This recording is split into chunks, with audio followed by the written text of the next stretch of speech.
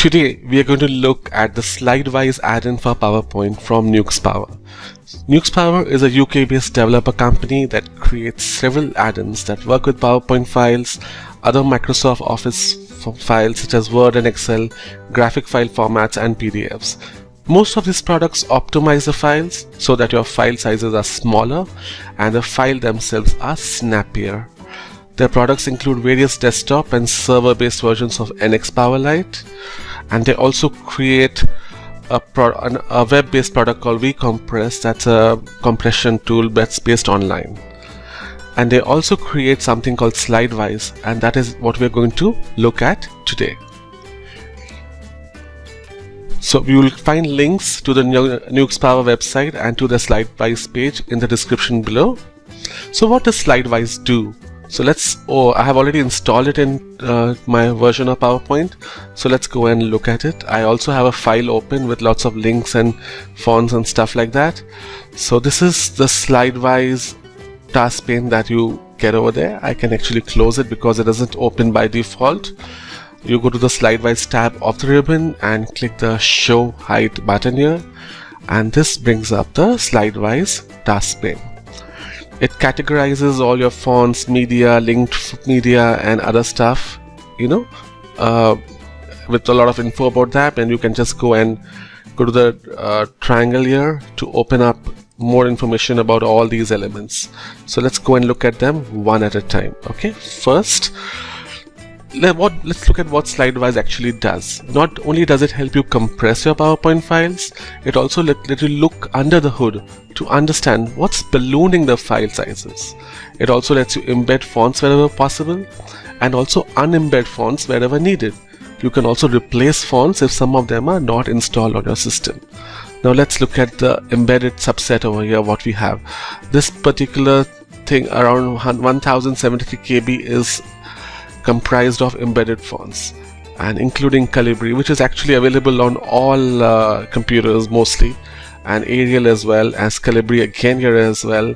And there's a font called Andalus which is not installed on my system. That's why you see the exclamation over there.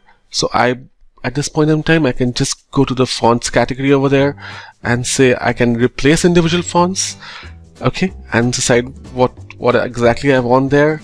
Or what I could do is I could just go and say unembed all fonts, and that's going to take you to the default. And we really, we removed 1000 KB from the file size immediately at this point in time. And also there may be places where the font Andalus is used which I don't have installed.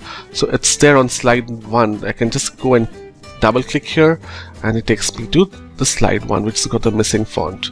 So what I can do here is I can go and say replace fonts, and instead of Andalus I could just go and use the theme font, or I could just go and use Calibri here and say replace. Confirm and apply changes, and let's go to close the file and open it again, and there you see. So I don't have any problems, no exclamations in the fonts category there. Let's go and look at media here. So these are linked media files. Media would be images, your audio files, your video files, and anything else. Okay, so Slidewise also looks at your media files and lets you look to the slide number where each image or media file has been used.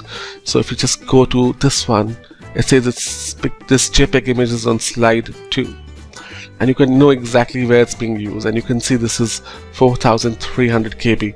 So if you really want, you can just go and replace this image with something else, or you could optimize this image, or you could even optimize it in using NXPowerLite or WeCompress. And again, you can go and open it in Slidewise and see how much the file size has been reduced.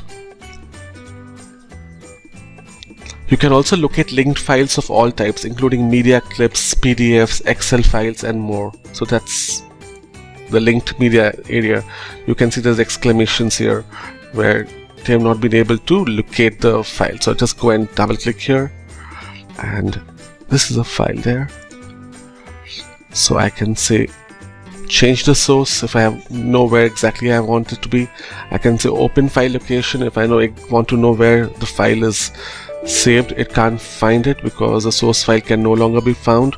So what I can do is I can change the source here. Just give me a moment.